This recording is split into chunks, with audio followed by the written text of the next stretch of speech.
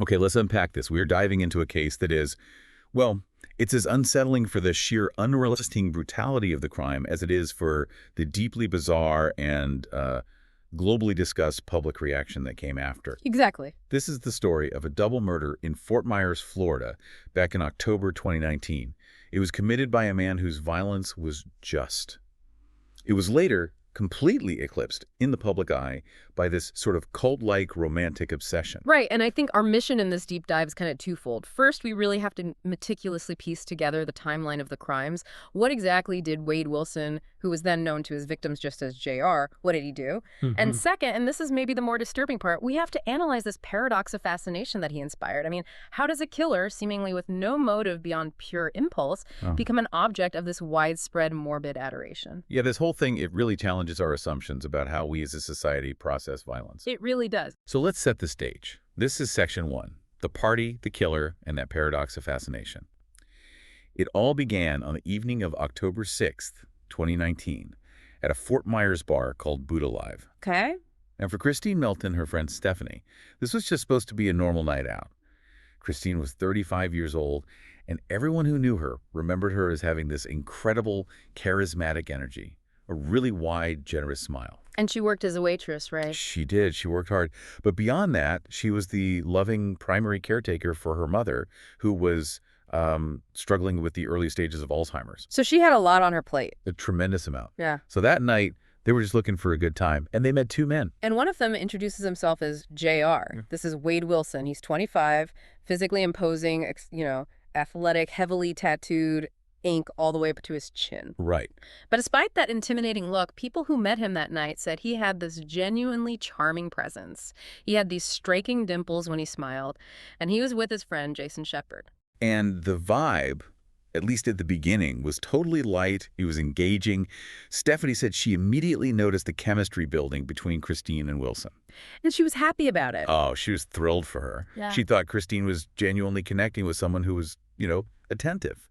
But we know now, looking back, this whole interaction wasn't just fueled by bar drinks. No. The four of them were openly smoking marijuana and significantly using cocaine all evening. Right. So as the bar is getting ready to close, they make that classic decision. Let's keep the party going. They decide to head over to Jason Shepard's house. And this is the exact moment the story takes its first crucial, unsettling turn. It really is. They left the bar in a car, but it wasn't Wilson's car. It belonged to his girlfriend, Melissa Montanus. And where was she? He had left her behind at the bar. She just wasn't interested in extending the night, so he just took her car. And this was a very expensive, high-performance car with a manual transmission. Without her permission. Without her permission. And not only that, but Stephanie later realized that Wilson and Jason, who she thought were good friends, they barely knew each other. Wow. They'd probably just met that night at the bar. So the whole foundation for this after party was built on impulse, stolen property, and just really unstable new acquaintances. It's a formula for chaos, really. Absolutely. A formula waiting to happen. And that instability, it's compounded by the fact that Wilson clearly struggled with the manual car, the difficulty he had operating it. That becomes a huge plot point later on. It just highlights his recklessness, his total lack of foresight. He's all about immediate gratification. Right. Let's keep the party going, and who cares about the consequences or even basic decency? Exactly. So let's trace that instability into section 2, the violent cascade. They get to Jason's house. It's a quiet suburban neighborhood. Jason's mother is asleep on the sofa when they get there. Oh, wow. And she is clearly, and you can understand why, she's upset to find 4 intoxicated people just loudly streaming into her home in the middle of the night. I can't even imagine it, but that didn't stop them, did it? Not at all. The unwelcome reception didn't deter them one bit. Jason and Stephanie went out to the balcony, and Wilson and Christine went into Jason's bedroom. And they were in there for a couple of hours. Stephanie later remembered that Christine seemed happy and carefree. She had absolutely no idea, no warning sign at all, that the man she was with posed any kind of threat. None whatsoever. And that perception of safety is what makes the violence that comes next just so much more shocking. Right. But time is ticking by, daylight is coming. And the party is falling apart. A huge source of tension was Wilson repeatedly trying and repeatedly failing to start Melissa's manual car. Oh, that's right, the grinding and stalling. It was making this huge, inescapable racket. So Jason finally comes out and just tells everyone, you need to leave. You need to leave now, before you wake up the entire neighborhood. The urgency of that finally pushes Stephanie and Christine to call an Uber. But as they're waiting, Wilson realizes he's made a critical mistake. His phone. He'd lost his phone inside Jason's house, probably fumbled it earlier. But the Uber driver was impatient. He was rushing them. And Wilson had to make a snap decision to just leave the phone and go with the women. So the Uber drops them all off at Christine's apartment around 6 a.m. They go inside. Christine, she's still feeling energized. She starts making drinks in the kitchen. But Stephanie's exhausted. It's been a very, very long night. She is. So she decides to leave. But before she does, she pauses. She checks with Christine. She asks her, "Are you really okay being left alone with this new man?" And Christine reassures her. She says there's absolutely nothing to worry about. She felt safe. Totally safe. So Stephanie says her goodbyes, leaving Christine there with the man she just met, believing her friend was perfectly fine. And those were the last words Stephanie would ever speak to Christine Melton. What happened next, based on the minute-by-minute reconstruction from law enforcement? It is truly chilling. At some point after Stephanie left, Christine must have fallen asleep. And Wilson, with no discernible trigger, no warning, attacks her while she's vulnerable. He strangled her with his bare hands. The struggle must have been desperate. I mean, the physical evidence found later, it spoke volumes about her final moments. Investigators noted the severe damage to her hands, specifically her broken fingernails, which indicates she fought back fiercely. She fought to save herself against this sudden, brutal assault. It was just primal, overwhelming violence done with shocking speed. And the horror of that detail, the broken fingernails, it really highlights the sheer terror she must have felt. This wasn't a crime of passion. It was a cold, calculated assertion of power over a sleeping, defenseless woman. And his actions immediately after were just terrifyingly calculated. He wrapped Christine's body in bedding, probably thinking he could dispose of it. But then realized how difficult that would be. Exactly. So he left her wrapped on the floor. And this leads us to maybe the most macabre detail of this entire crime. The phone. Since his own phone was still back at Jason's house, he needed transportation. He needed communication. So he took Christine's iPhone and he held it up to her deceased face to use the facial recognition to unlock it. Wow. Then he steals her black Nissan and her keys. That specific act, using a dead woman's face to unlock her phone, that shows a cognitive ability to problem solve, to execute a precise, rational step immediately after committing a murder. It completely shatters any idea that this was some kind of disorganized blackout. Completely. And what's the very first thing he does with that stolen car and that unlocked phone? He calls Melissa Montaigne's, the girlfriend he'd abandoned hours earlier. Exactly. He was fueled by this intense, undirected rage that he immediately focused on her. She later testified in court about that call. She said he was just screaming and cursing at her. So he drives Christine's stolen car directly to Melissa's workplace. And when he finds her in the parking lot, she tries to reason with him, calm him down. She's probably banking on that charming side she knew. Right. But she realized very quickly that side was gone. She described his eyes as looking like black holes. She said it felt like nobody was behind his eyes anymore. And he wasn't interested in talking. He physically assaulted her, tried to drag her into the car. When she fought back, he got out, punched her hard, and then tried to strangle her. The exact same violence he just used on Christine. The exact same. This was a critical near miss. And thankfully for Melissa, the attack was public. People saw what was happening. And they called 911. They did. And that distraction was just enough for Melissa to break free and sprint into a nearby business to safety. That quick action from the witnesses literally saved her life. But Wilson, he was already past the point of no return. He just jumped back into the Nissan and drove off, still in a violent frenzy, his aggression completely unsatisfied. And this leads us to the second and somehow even more shocking and seemingly random murder. This happens shortly after the attack on Melissa. It's broad daylight near an elementary school. Wilson is just driving Christine's car when he spots Diane Ruiz walking on the sidewalk. Yeah. Diane was 43 years old, a dedicated mother of two, a reliable bartender just walking to work. Her shift started at 10 a.m. A complete stranger. A complete stranger. A target of pure chance and convenience. So Wilson stops the car, rolls down the window, and he lures her over by asking for directions. And we think he then used physical force to pull or push her inside the car because evidence suggests her handbag was dropped right where he stopped. He then drives her a short distance to a quiet, secluded side street far away from any houses. Once he stopped, he did it again. The same specific form of violence. He pulled her over and strangled her until she lost consciousness. He then dragged her body out of the car and just laid her on the ground of this abandoned street. But the depravity, it doesn't end there. Wilson takes a moment, maybe collects himself, and he realizes that Diane Ruiz is still breathing. She was alive, just unconscious. And this is the moment of choice. This is what prosecutors later highlighted as definitive proof of willful, premeditated evil. He paused only long enough to steal her phone, another one of these macabre trophies, and then he got back into Christine's car. He didn't just leave. He intentionally drove the heavy vehicle over Diane Ruiz's body, repeatedly. The impact was catastrophic. It was designed to ensure death. He later talked about this act in his confession. He said Diane Ruiz looked like spaghetti after he was done. That description, it's a complete dehumanization of his victim. It's this shocking casual pride in the extent of his own brutality. After this unspeakable act, he had to get rid of the body. The details vary a little bit. Some sources say he dragged her into a nearby bush, others that she was found later in an isolated field. But regardless of the exact spot, the outcome was the same. A second innocent life, violently and systematically extinguished by a man whose rage just could not be contained. Okay, so following this spree, we move into Section 3. The path to capture and a deep look at Wilson's background. He's now desperate. He's on the run. His capture, though, it began, surprisingly, with a raw, immediate confession. Yeah, shortly after Diane Ruiz's murder, a store owner calls 911, and you can tell the caller is just rattled. He's describing this heavily tattooed, shirtless, barefoot man covered in blood, missing several teeth. I mean, what a chilling portrait of a man completely unhinged. And Wilson just walks up to the store owner and, without any prompting, confesses. He says he needs to flee the city immediately because he just killed 2 people. Before the police could even get there, though, Wilson moved again. He broke into an unoccupied house nearby to steal food and drink, looking for a place to hide. And this is where his very complicated, very strained relationship with his biological father, Stephen Testerseeker, becomes central to the story. Right.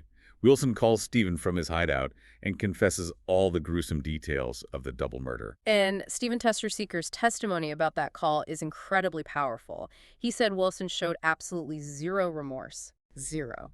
In fact, he described Wilson as seeming proud of what he'd done to Christine, to Diane, and the assault on Melissa. This wasn't a cry for help. It was a boast. So Stephen, acting fast, realizing the danger his son posed, he makes this agonizing calculation. He pretends to sympathize, tells Wilson he'll arrange an escape, says he's ordered an Uber, and that Wilson needs to come outside right now to meet it. But the Uber never came. No. Instead, Stephen had contacted law enforcement and given them the exact address of the house where Wilson was hiding. It was an incredibly difficult decision, but ultimately an ethical and life-saving one for the community. So on October 8th, 2019, just one day after the murders, Wade Wilson was arrested. And once he's arrested, everyone, the community, the media, the courts, they're all asking, how did this happen? Who is this man? To understand that, you have to look at his history. Wade Wilson was born in May 1994 to teenage parents. His father was 15, his mother was 14. So young. They were completely unprepared for parenthood. He was quickly given up for adoption and was adopted by Steve and Sundance Wilson, a financially comfortable Christian couple from their church in Tallahassee. And they already had 2 biological kids. They were described as really well-meaning parents who just wanted the best for him. Right. And that adoption is where the name that followed him comes from, Wade Wilson.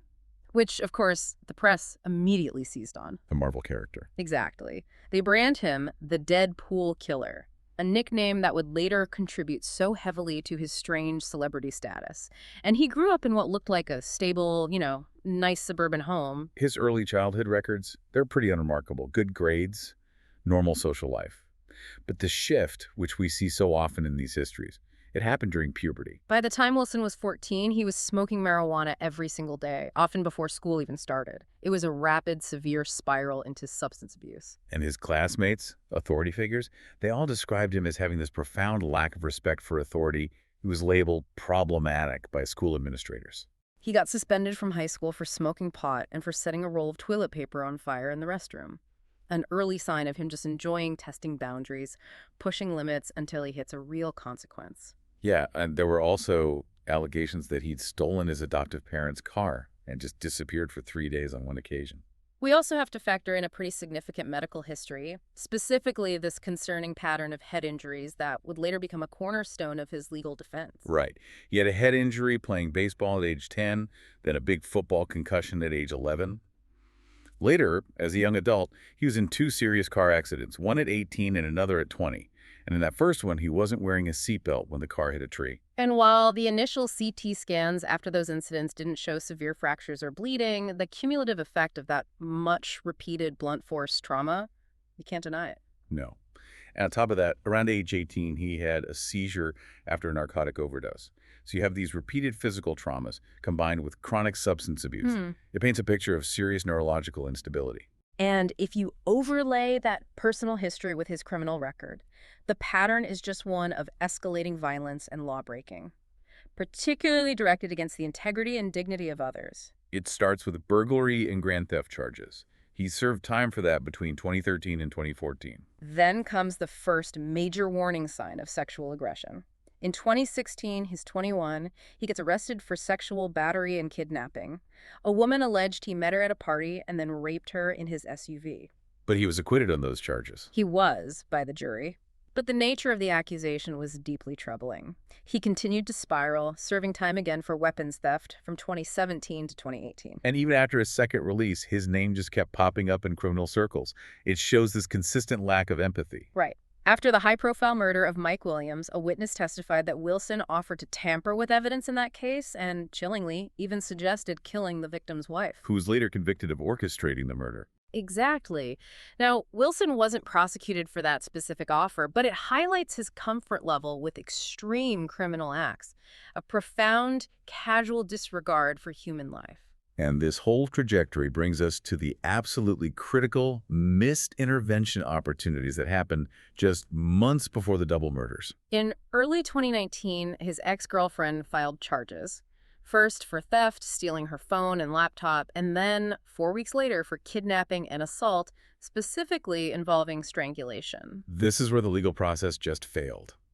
The prosecution ultimately made this incredibly contentious decision to drop those serious charges. And it wasn't because there wasn't evidence of an assault, it was because of a huge complication. There was a court-mandated no-contact order between Wilson and the victim. But evidence came out that they had been communicating and meeting anyway. Right. And for our listeners, we need to break down why that's so damaging to a case. When a victim is talking to or meeting with their alleged abuser despite a protective order, the defense can use that to argue that the victim's testimony is unreliable. They'll say the relationship was consensual, even if it was coercive. Exactly.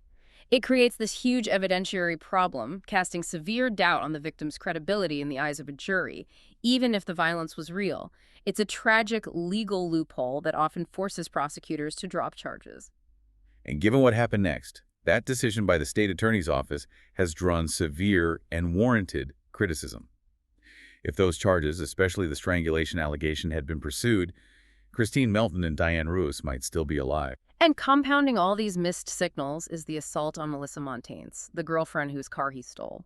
Melissa testified that Wilson was like two different people.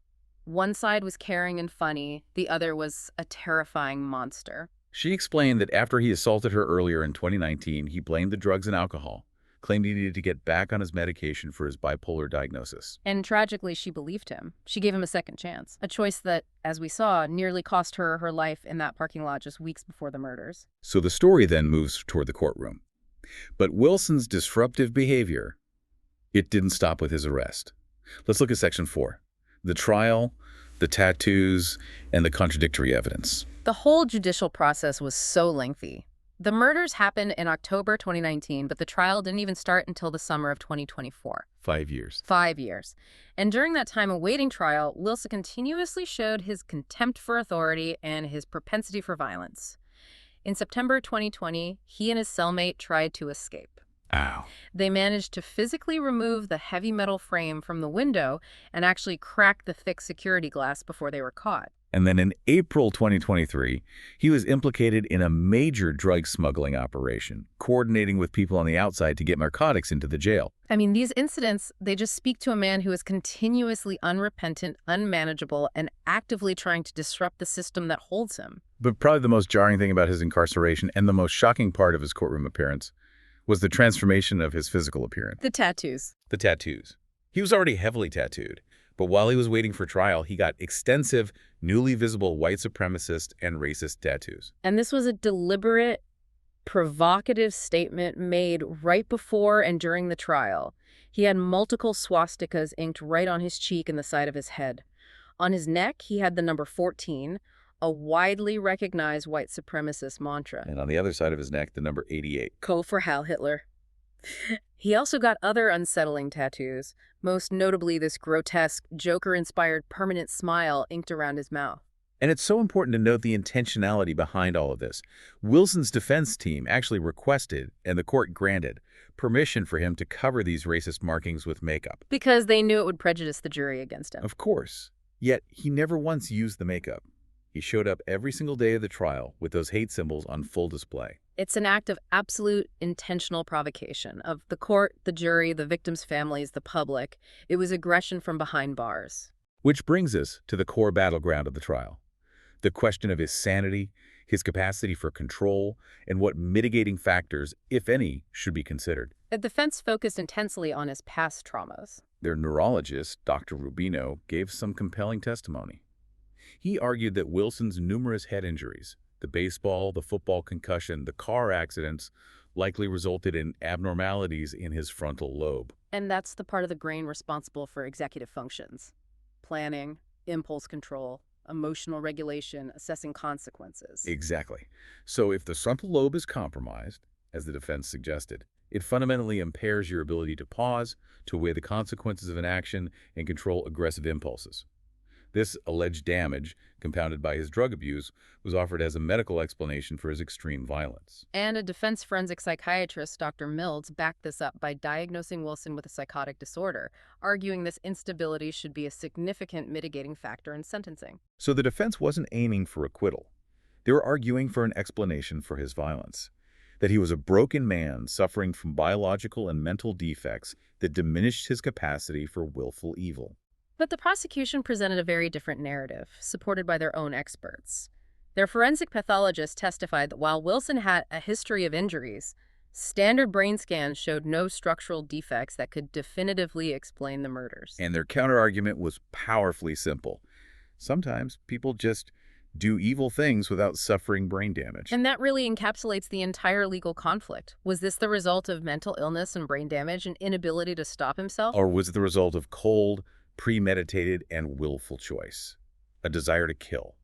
The prosecution kept highlighting the calculation involved, using the victim's phone, luring Diane Ruis into the car, methodically driving over her body.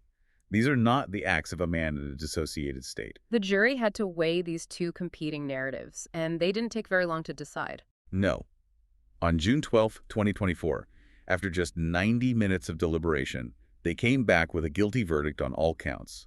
First-degree murder for both Christine Melton and Diane Ruis. And immediately the sentencing phase began. The jury had to recommend either life imprisonment or the death penalty. They recommended death. The votes were 9-3 for Christine's murder and 10-2 for Diane's. And the prosecutor, addressing the court, he drove home a critical point. The death penalty was warranted not just that Wilson killed or how he killed, but fundamentally why he killed. And the reasoning was chillingly clear. Wilson killed because he killed because he wanted to, and because he would kill again. The prosecution stressed that Wilson was nothing more than a vicious murderer whose continued existence was an unacceptable risk. That argument directly rebuts the defense's claim of diminished capacity. Of course. The defense, in their final pleas, argued that his instability and drug use should mitigate the sentence, that he would die in prison anyway. But on August 27, 2024, the judge imposed the death sentence, describing the murders as cruel, heinous, and brutal. And throughout the entire sentencing, Wilson remained provocative, showing absolutely no visible remorse. So as that legal chapter closed, this really strange public phenomenon had already started unfolding outside the courtroom. This brings us to Section V, the disturbing aftermath and the fascination with the murderer. This is where the media branding of the Deadpool killer really took off, and unfortunately it generated a controversy that often shifted public focus completely away from the victims and their suffering, and toward the bizarre figure of Wilson himself. His notoriety attracted a cult-like following. And this wasn't just passive interest. This was active, visceral support, mostly from women. And it was amplified exponentially across social media, especially on platforms like TikTok. The sheer volume of this fandom is staggering. And frankly, sickening. We're talking about hundreds of TikTok videos actively romanticizing Wilson. And these videos, they often used highly filtered, edited photos of him, focusing on his athletic build or his dimples, and set them to trending romantic or angsty music. They basically curated his image into this misunderstood, brooding anti-hero. Completely divorced from the reality of his crimes. And the jail logs themselves provide hard evidence of this obsession. Wilson got nearly 4,000 supportive messages and hundreds of handwritten letters while he was locked up. Most disturbingly, women sent him 754 photos, and of those, 163 were flagged by jail staff as sexual and inappropriate, and they were withheld. The effort these individuals put into supporting a convicted double murderer is just. It's profound. And the messaging from these supporters was so detached from reality and from empathy for the victims. Online comments were just rampant. "I pray for him. God bless you. Save him." One comment, explicitly fixating on his looks, said, "I'm sorry, but the guy is hot." And that single comment got nearly 3,000 likes. It just highlights the normalization of this morbid attraction. And this obsession wasn't just anonymous comments. Supporters actively tried to engage in the legal process by petitioning the judge. Multiple letters poured into the court pleading for life imprisonment instead of the death penalty. And these weren't legal arguments, they were emotional appeals. Yeah, we need to look at the language in these letters. One woman wrote to the judge asking him to consider the severity of the decision, arguing that a life sentence would give Wilson the time he needed to reflect, repent, and ultimately make a positive contribution within the prison walls. She cast him as a man redeemable through her support. And crucially, these supporters tied their own emotional needs directly to the outcome. The same letter argued that a life sentence would allow her and his family to maintain a relationship with Roe v. Wade, letting them visit, write letters, and provide emotional support privileges that are terminated upon execution. They saw him not as a malicious killer, but as someone who needed to be saved and with whom they deserved to maintain a connection. This intense, uncritical attraction to a person who has committed such violent acts is not random. It has a clear psychological framework. The phenomenon is known as hybristophilia. Right. It's a rare but recurring psychological phenomenon. It's defined as a paraphilia, where someone is sexually attracted to or aroused by people who've committed atrocious or violent crimes, especially murder or rape. It's often cynically nicknamed Bonnie and Clyde syndrome. And what we see in Wilson's case, it goes beyond just curiosity. There are two distinct forms of hybristophilia, right? That's right. There's passive hybristophilia, where the person finds the criminal attractive but doesn't seek a direct relationship. They're just viewers of the violence. And then there's active hybristophilia, which is what's on display here. Individuals actively supporting the perpetrator, writing letters, trying to establish a romantic relationship with the incarcerated man. We've seen this before with high-profile killers like Ted Bundy and Richard Ramirez, the Night Stalker. Both of whom got marriage proposals and love letters while they were on death row. So why does this happen? Our analysis points to three core psychological explanations for these disturbing attachments. The first is the allure of the bad boy stereotype. For some individuals, especially those seeking intensity, dangerous men are perceived as exceptionally dominant, confident, powerful. They equate violence and criminality with this exaggerated masculinity, which they then translate into sexual attractiveness. The tattoos, the high-risk lifestyle, the defiance, it all feeds into this mythic bad boy image. The second factor is the paradox of control through distance. This is a powerful safety mechanism. The very danger that makes the man appealing is completely neutralized because he's locked up in a maximum security prison. The supporter gets to be in a relationship with a dangerous man, but from a safe distance. They engage in the fantasy without the physical risk. And that leads right to the third factor, which explains those letters begging for his repentance, the rescue complex. Exactly. These individuals genuinely believe they possess the unique power to change, to heal, or to save the perpetrator. This belief gives the supporter an intense, profound sense of meaning and importance. They see themselves as the only person who can truly understand or redeem the monster, and it transforms their love into a mission. It's crucial to talk about how our modern culture and the whole digital ecosystem amplify this condition way beyond what was possible in the days of Bundy. The true crime genre has, unfortunately, created a space where violent perpetrators aren't just criminals, they're morbid celebrities. It's a major cultural shift. Documentaries, podcasts, true crime series, while mostly responsible, have sometimes inadvertently reinforced this image of the intelligent, mysterious, or rebellious killer. This environment fosters the growth of murder groupies, and the digital age turns these isolated cases into scalable online communities. When you filter this level of fascination through social media, especially visual platforms like TikTok and Instagram, the obsession just explodes. Right. We mentioned those heavily edited videos of Wilson. They often strip away the context of the violence and focus only on his aesthetic qualities, framing him as a misunderstood antihero. Fans develop these intense, one-sided emotional connections, treating him almost like a fictional character instead of a real person who brutally ended two lives. And this idolization, it requires a monumental psychological effort. We can look at it through the lens of cognitive dissonance. Exactly. People who are attracted to Wilson have to actively rationalize his heinous actions to justify their fascination. You can't hold the thought, I love a man who drove over a stranger repeatedly at the same time as I am a normal, empathetic person. So they adopt a narrative that lets them reconcile that internal conflict. He is not a monster, but a broken man. They focus all their pity exclusively on him, arguing he wasn't born evil but was created by circumstances, the head traumas, the drug abuse, the mental health issues. And this constant emphasis on mitigating factors lets them conveniently ignore the stark, brutal reality of the victim's suffering and, critically, their own lack of empathy. We also see the full manifestation of what's often called the Bonnie and Clyde syndrome here. For many of his followers, the idea of being involved with a dangerous, incarcerated man is sexually exciting or emotionally thrilling. They crave intensity and drama. Yeah. By contrast, a normal, stable relationship just seems boring. And the prison setting, ironically, provides an intense level of exclusivity that is highly desirable. Precisely. Because he's behind bars, there's zero competition. The supporter can feel like they are the single most important, unique person in the criminal's isolated existence. This fulfills a deep psychological need for intensity and a special connection, creating a false sense of power. Ultimately, this whole phenomenon highlights a profound societal critique. While the vast majority of the public condemns this romanticization, this pattern reflects complex, sometimes rebellious reactions to extreme violence.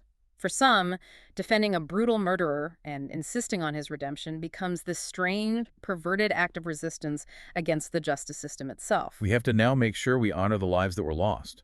So we pivot to Section 6, Conclusion, Remembering the Victims. Despite Wilson's notoriety and the bizarre public obsession, the narrative has to return to the immense loss and suffering inflicted on Christine Melton and Diane Ruiz and their families. Their stories were so tragically overshadowed by the killer's celebrity. The families were forced to relive every minute of the trauma during the legal proceedings, and they spoke out so eloquently, trying desperately to recenter the focus on the true human cost. The loss of Christine Melton at 35 was devastating. Her cousin described her as quick-witted, warm, and someone who always made others feel secure. Christine's life was full of potential. She was known for her love of fun, especially dressing up for Halloween. And most poignantly, she had powerful dreams of becoming a mother, a role her family felt she was inherently suited for. Dreams that Wilson violently extinguished the moment he attacked her. The aftermath for her family has been just agonizing. Christine's cousin described the 5 years between the murders and the sentencing as a 5-year quarantine of constant grief and legal limbo. And most heart-wrenching is the enduring struggle of Christine's mother. Because of her advanced battle with Alzheimer's, she can't comprehend the reality of her daughter's death. She continues to believe to this day that Christine is alive, healthy, and married. That's a trauma that just never ends for that family. Never. And then there is the loss of Diane Ruiz, who was 43. She was a picture of dedication and reliability, a bartender who hadn't missed a day of work in 5 years. Her fiancé spoke of her as the light of his life, a strong, independent, and deeply caring mother. Her 2 sons, who were 19 and 28 at the time of the trial, they spoke so passionately during the sentencing. Her older son testified, proudly calling his mother the true definition of a strong, independent woman and one of the kindest people he'd ever met. And her younger son added that Diane wasn't just a mother. She was his mother, his father, and his best friend all rolled into one. The impact of her absence is just. It's total. Diane's father also shared his heartbreaking grief.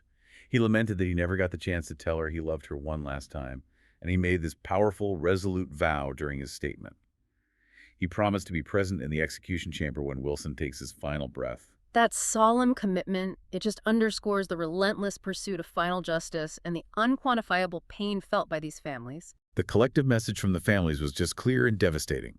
They wished the public would focus their compassion, their empathy, and their morbid curiosity on the victims, Christine and Diane, and not on the man who stole their futures. The contrast between the immense emotional devastation suffered by these families and the cult-like following Wilson generated is disturbing, profound, and deeply shameful. The prosecution, in their closing arguments, explicitly addressed the bizarre idolization of Wilson. They labeled the support as shameful and pathetic, and stressed that the celebration of a malicious murderer was a societal illness. They reiterated that Wilson suffered very little physically in his life compared to the horrific violence and struggle he inflicted on his victims. His victims fought desperately for their lives. He merely surrendered to custody. The final hard truth delivered by the state was that Wade Wilson is now and forever will be nothing more than a number in the Florida Department of Corrections waiting for death. This deep dive has really dissected the brutal chronology of the murders, examined the ignored warning signs in his escalating criminal history, weighed the complex legal arguments about brain capacity versus willful evil, and exposed this incredible social phenomenon of hybrosophilia that continues to thrive in our digitally amplified age. So what does this all mean for us? We've seen an intense focus placed on every possible mitigating factor. Wilson's head traumas, his drug abuse, his purported psychological disorders, all to explain why he did what he did. Given the intensity of the public idolization he received and the desperation of his followers to find an excuse for his actions, what does society's intense search for mitigating factors tell us about our collective ability to process extreme violence? Is it fundamentally easier for us to accept the idea of a broken brain than to accept the chilling reality of simple, willful, unadulterated evil? And how does the immediate, frictionless amplification offered by the digital age continue to fuel and normalize our darkest, most morbid fascinations? That's the question that lingers long after the verdict.